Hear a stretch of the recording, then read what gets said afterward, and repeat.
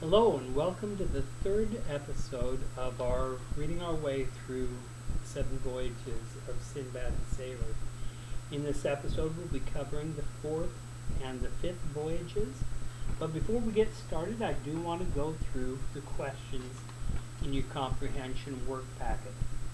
So I'm starting with the questions in the fourth voyage of Sindbad, and the first question is, why does Sindbad feel compelled yet again to begin a new journey?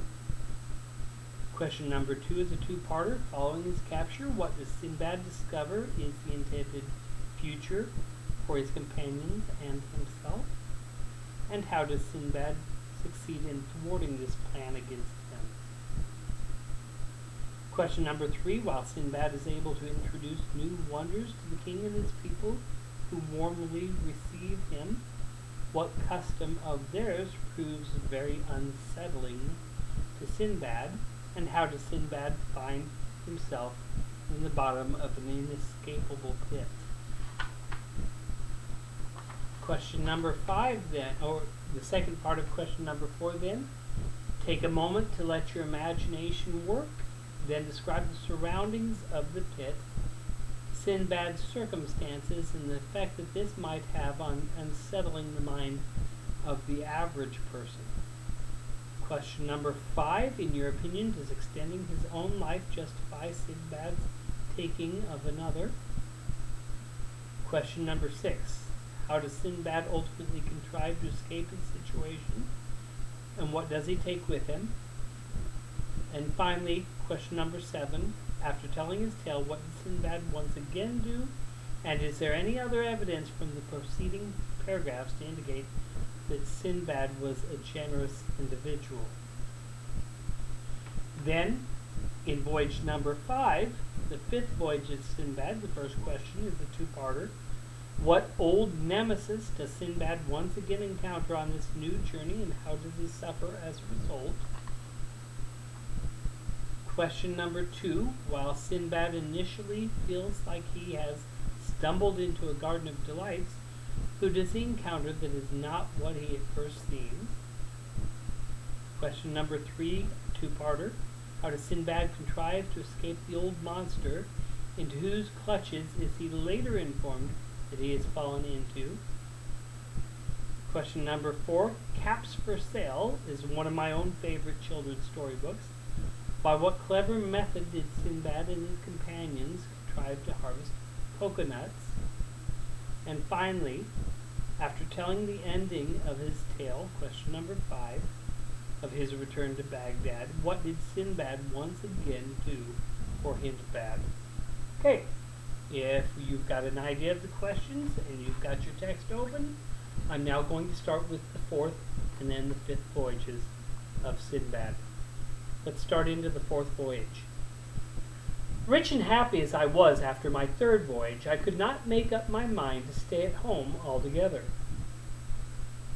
My love of trading and the pleasure I took in anything that was new and strange made me set my affairs in order and begin my journey through some of the Persian provinces, having first sent off stores of goods to await my coming in the different places I intended to visit.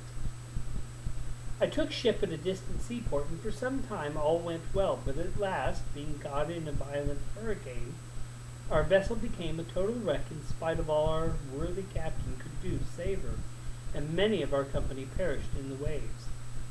I, with a few others, had the good fortune to be washed ashore clinging to pieces of the wreck, for the storm had driven us near an island, and scrambling up beyond the reaches of the waves, we threw ourselves down quite exhausted to wait for morning. Now at daylight we wandered inland and soon saw some huts to which we directed our steps. As we drew near, the black inhabitants swarmed out in great numbers and surrounded us, and we were led to their houses, and as it were divided among our captors, I, with 5 others, was taken into a hut where we were made to sit upon the ground, and certain herbs were given to us, which the blacks made signs for us to eat. Observing that they themselves did not touch them, I was careful only to pretend to take my portion. But my companions, being very hungry, rashly ate all of what it was that was set before them. and very soon I had the horror of seeing them become perfectly mad. Though they chatted incessantly, I could not understand a word that they said, nor did they heed when I spoke to them. The savages now produced large bowls full of rice prepared with coconut oil, which my crazy comrades ate eagerly. But I only tasted a few grains, understanding clearly that the object of our captors was to fatten us up speedily for their own eating, and this in fact is exactly what happened. My unlucky companions, having lost their reason, felt neither anxious nor fear, and ate greedily all that was offered them. So they were soon fat, and there was an end of them, but I grew leaner day by day. For I ate but little, and even that little did me no good, by reason of my fear of what lay before me. However, as I was so far from being a tempting morsel, I was allowed to wander about freely, and one day, when all the blacks had gone off upon some expedition, leaving only an old man to guard me, I managed to escape from him, and I plunged into the forest, running faster the more he cried to me to come back, until I had completely outdistanced him. For 7 days I hurried. I hurried on, resting only when the darkness stopped me, and living chiefly upon coconuts, which afforded me both meat and drink. And on the 8th day I reached the seashore, and saw a party of white men gathering pepper, which grew abundantly all about. Reassured by the nature of their occupation, I advanced toward them, and they greeted me in Arabic, and asked who I was and whence I came. My delight was great on hearing this familiar speech, and I willingly satisfied their curiosity, telling them how I had been shipwrecked and captured by the blacks. "Why, but these savages devour men," said they. "How did you escape?" I repeated to them what I have just told you, at which they were mightily astonished. I stayed with them until they had collected as much pepper as they wished, and then they took me back to their own country, and presented me to their king, by whom I was hospitably received. To him also I had to relate my adventures, which surprised him much, and when I had finished, he ordered that I should be supplied with food and raiment, and treated with consideration. Now the island on which I found myself was full of people, and abounded in all sorts of desirable things, and a great deal of traffic went on in the capital, where I soon began to feel at home and contented. Moreover, the king treated me with special favor, and in consequence of this, everyone, whether at the court or in the town, sought to make life pleasant for me.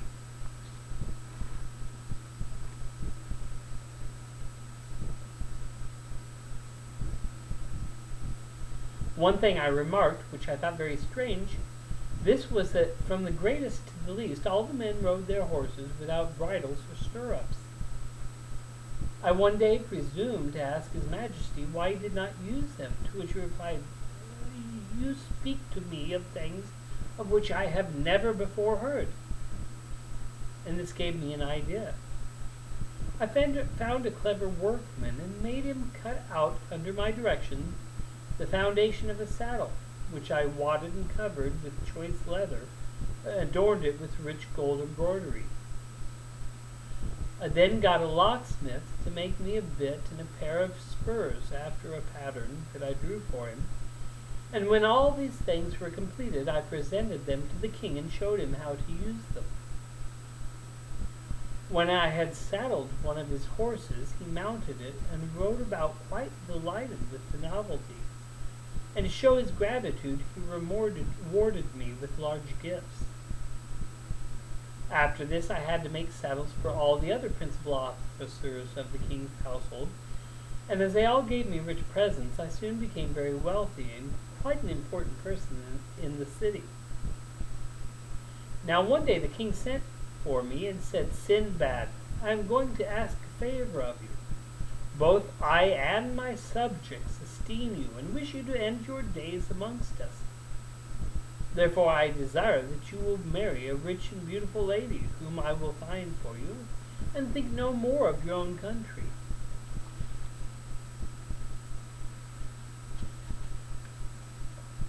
Now, as the king's will was law, I accepted the charming bride that he presented to me and lived happily with her. Nevertheless, I had every intention of escaping at the first opportunity and going back to Baghdad.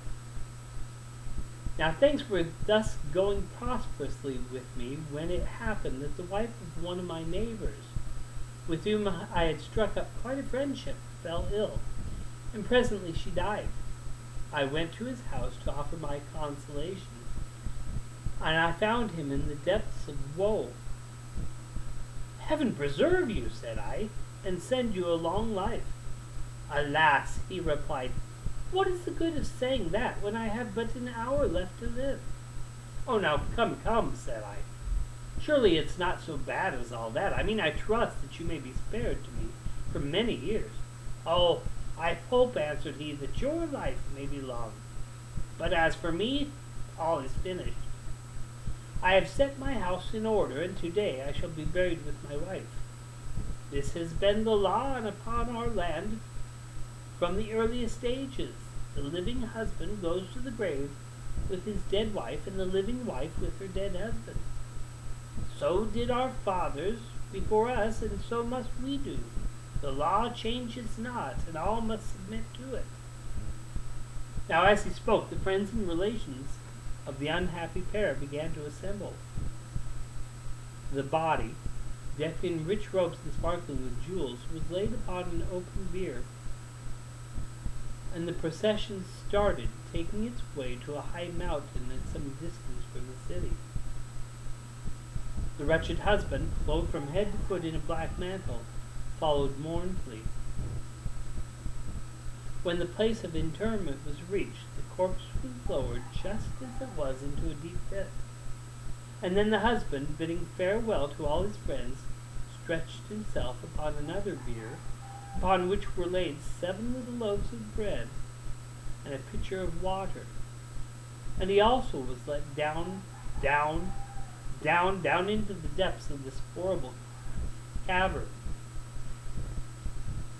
And then a great stone was laid over the opening, and the melancholy crowd wended its way back to the city. You can imagine that I was no unmoved spectator of this proceeding. To all the others it was a thing to which they had been accustomed from their youth up, but I was so horrified that I couldn't help telling the king how it struck me. "Sire," I said, "I am more astonished than I can express to you at this strange custom which exists in your dominions of burying the living with the dead. In all of my travels I have never before met with so cruel and horrible a law." "What would you have, Sindbad?" he replied. "It is the law for everybody. I myself should be buried with the queen, if she were the first to die." But your majesty," said I, "dare I ask if this law applies to foreigners also?" "Why, yes, of course," replied the king, smiling, in what I could but consider a very heartless manner. "They are no exception to the rule if they have married in the country." When I heard this, I went home much cast down, and from that time forward my mind was never easy. If only my wife's little finger ached, I fancied she was going to die. And sure enough, before very long she did fall really very ill, and in a few days breathed her last. My dismay was great, for it seemed to me that to be buried alive was even a worse fate than to be devoured by cannibals. Nevertheless, there was no escaping it. The body of my wife, arrayed in her richest robes and decked with all her jewels, was laid upon the bier, and I followed it, and after me came a great procession, headed by the king himself and all his nobles.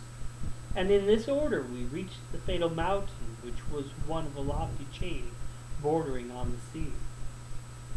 Here I made one more frantic effort to excite the pity of the king and those who stood by him, hoping to save myself even at this late moment. But it was of no avail. No one spoke to me. They even appeared to hasten over their dreadful task, and I speedily found myself descending into the gloomy pit with my 7 loaves and pitchers of water beside me. Now, almost before I reached the bottom of the stone was rolled into its place above my head, and I was left to my fate. A very feeble ray of light shone down into the cavern through some chink, and when I had the courage to look about me, I could see that I was in a vast vault, bestrewn with bones and bodies of the dead. I even fancied that I heard the expiring sighs of those who, like myself, had come into this dismal place alive. All in vain did I shriek aloud with rage and despair, reproaching myself for the love of gain and adventure which had brought me to such a pass. But at length, growing calmer, I took up my bread and water, and wrapping my face in my mantle, I groped my way toward the end of the cavern where the air was fresher. And here I lived in the darkness and misery until my provisions were exhausted. But just as I was nearly dead from starvation, the rock was rolled away overhead, and I saw that a bier was being lowered into the cavern, and that the corpse upon it was a man. In another moment my mind was made up. The woman who followed had nothing to expect but a lingering death. I should be doing her a service if I shortened her misery. And therefore, when she descended, already insensible from the terror, I was ready armed with a huge bone, and one blow from it left her dead, and I secured the bread and water which gave me a hope on life. Several times did I have recourse to this desperate expedient, and I know not how long I had been a prisoner when one day I fancied that I heard something near me which breathed loudly. Turning to the place from which the sound came, I dimly saw a shadowy form which fled at my movement, squeezing itself through a cranny in the wall. I pursued it as fast as I could, and I found myself in a narrow crack among the rocks, along which I was just able to force myself. I followed it for what seemed to me many miles, and at last saw before me a glimmer of light which grew clearer every moment until I emerged upon the seashore with a joy which I cannot describe. When I was sure that I was not dreaming this, I realized that it was doubtless some little animal which had found its way into the cabin from the sea, and when disturbed had fled, showing me a means of escape which I could never have discovered for myself. I hastily surveyed my surroundings and saw that I was safe from all pursuit from the town. Now the mountains sloped sheer down to the sea, and there was no road across them. Being assured of this, I returned to the cavern and amassed a great rich treasure of diamonds and rubies and emeralds and jewels of all kinds which strewed the ground of the cavern. These I made up into bales and stored them into a safe place upon the beach, and then I awaited hopefully for the passing of a ship. I had looked out for 2 days, however, before a single sail appeared, and so it was with much delight that I at last saw a vessel, not very far from the shore, and by waving my arms and uttering loud cries succeeded in attracting the attention of her crew. A boat was sent off to me, and in answer to the questions of the sailors as to how I came to be in such a plight, I replied that I had been shipwrecked 2 days before, but had managed to scramble ashore with the bales which I pointed out to them. Luckily for me, they believed my story, and without even looking at the place where they found me, took up my bundles and rowed me back to the ship. Once on board, I soon saw that the captain was too much occupied with the difficulties of navigation to pay much heed to me, though he generously made me welcome and would not even accept the jewels with which I offered to pay my passage. Our voyage was prosperous, and after visiting many lands and collecting in each place great store of goodly merchandise, I found myself at last in Baghdad once more, with unheard of riches of every description. Again I gave large sums of money to the poor, and enriched all the mosques in the city, after which I gave myself up to my friends and relations, with whom I passed my time in feasting and merriment. Here Sindbad paused, and all his hearers declared that the adventures of his fourth voyage had pleased them better than anything they had heard before. They then took their leave, followed by Sindbad, who had once more received 100 sequins, and with the rest had been bidden to return next day for the story of the fifth voyage. And when the time came, all were in their places, and when they had eaten and drunk, and all that was set before them, Sindbad began the tale of his fifth voyage. Give me but a moment to get a drink, and then we'll continue with the fifth voyage of Sindbad.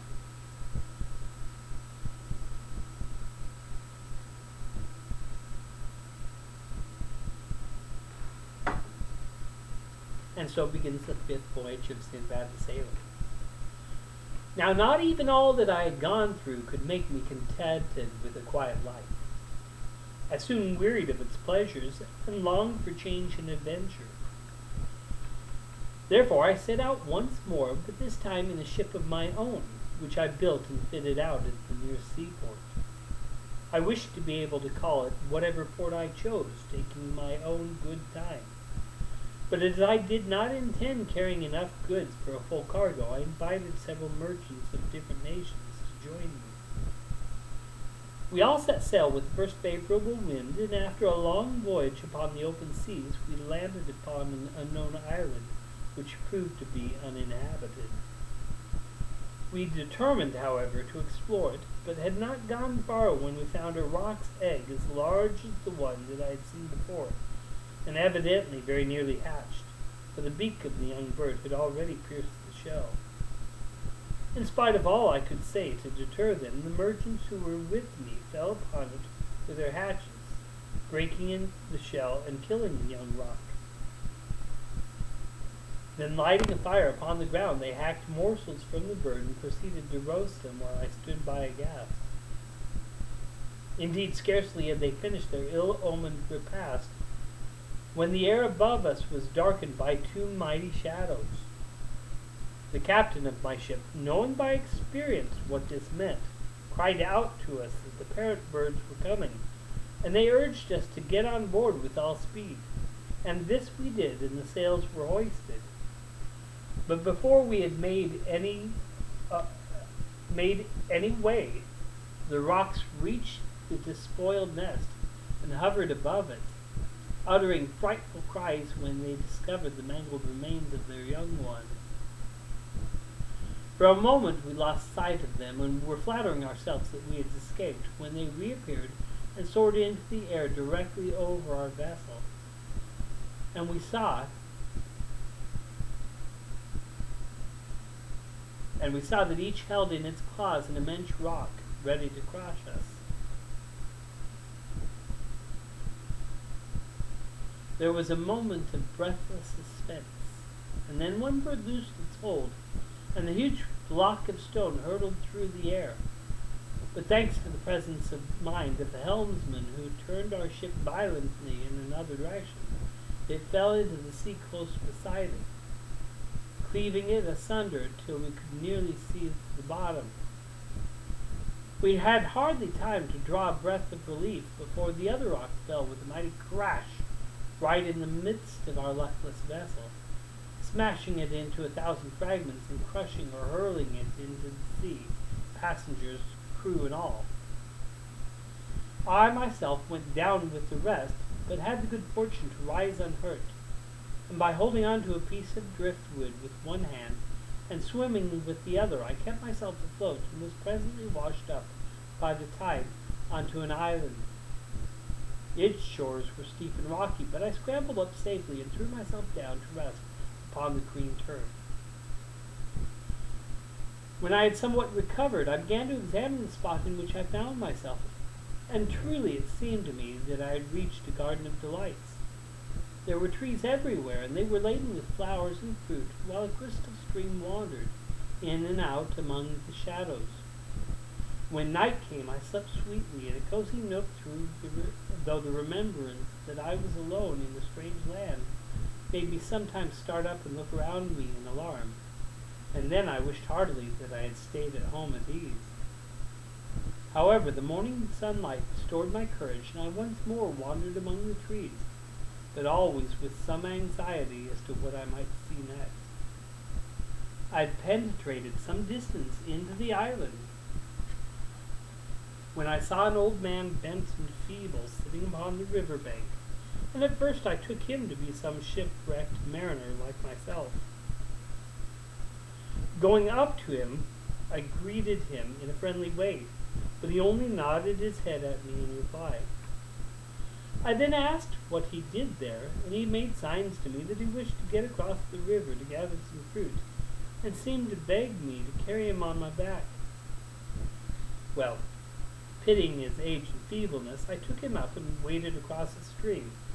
I bent down that he might more easily reach the bank and bade him to get down. But instead of allowing himself to set upon his feet, even now it makes me laugh to think of it, this creature, who had seemed to me some decrepit, leaped nimbly upon my shoulders and hooked his legs round my neck, gripping me so tightly that I was now well nigh choked, and so overcome with terror that I fell insensible to the ground. When I recovered myself, my enemy was still in his place, though he had released his hold enough to allow me breathing space. And seeing me revive, he prodded me adroitly, first with one foot and then with the other, until I was forced to get up and stagger about with him under the trees while he gathered and ate the choicest fruits. This went on all day, and even at night, when I threw myself down half dead with weariness, this terrible old man held on tight to my neck, and nor did he fail to greet the first glimmer of morning light by drumming upon me with his heels, until I perforce woke up and resumed my dreary march with rage and bitterness in my heart. Now it happened one day that I passed a tree under which lay several dry gourds.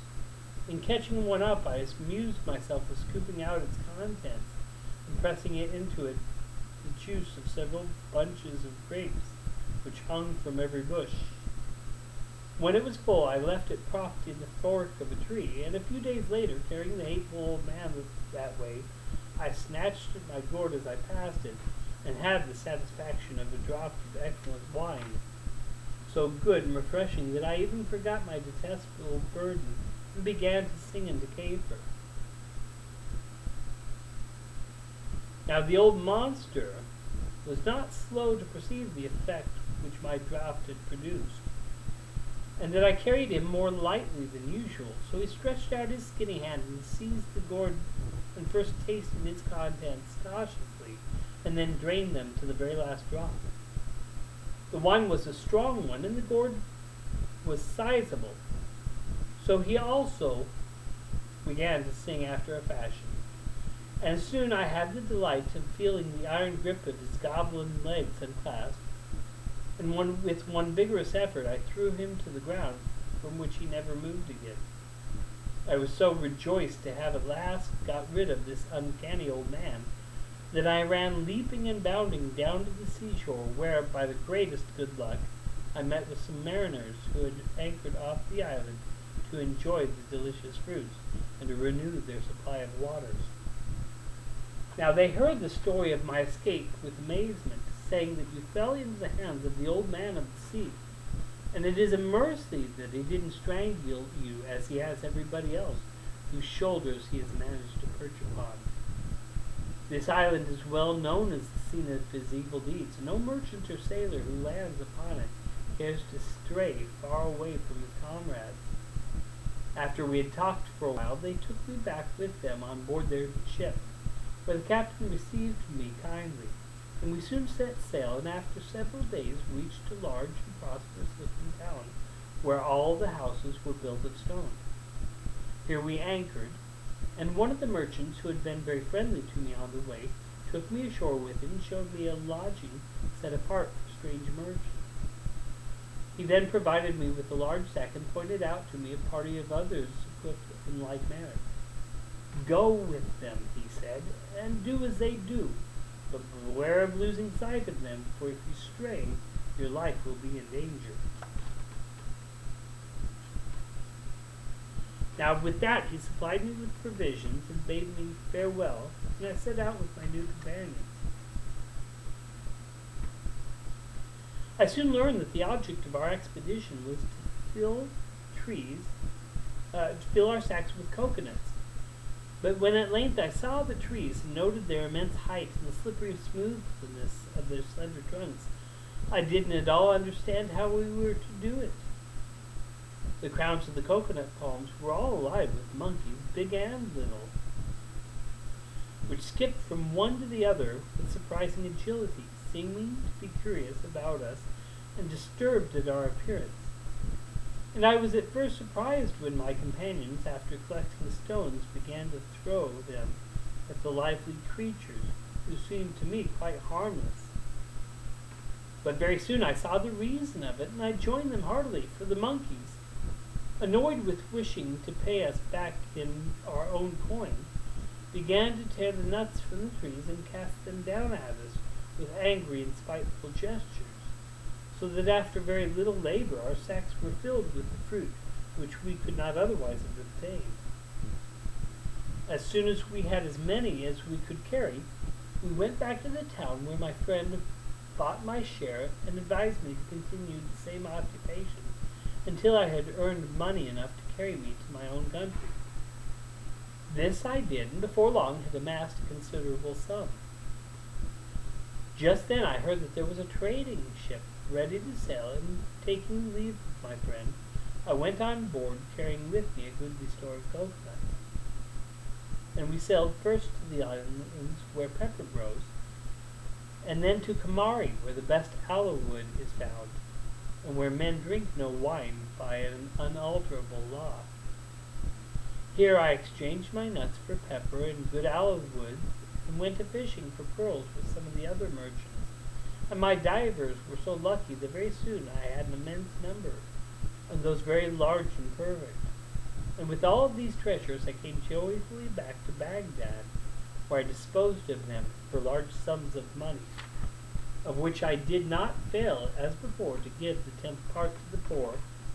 And after that I rested from my labors and comforted myself with all the pleasures that my riches could give me.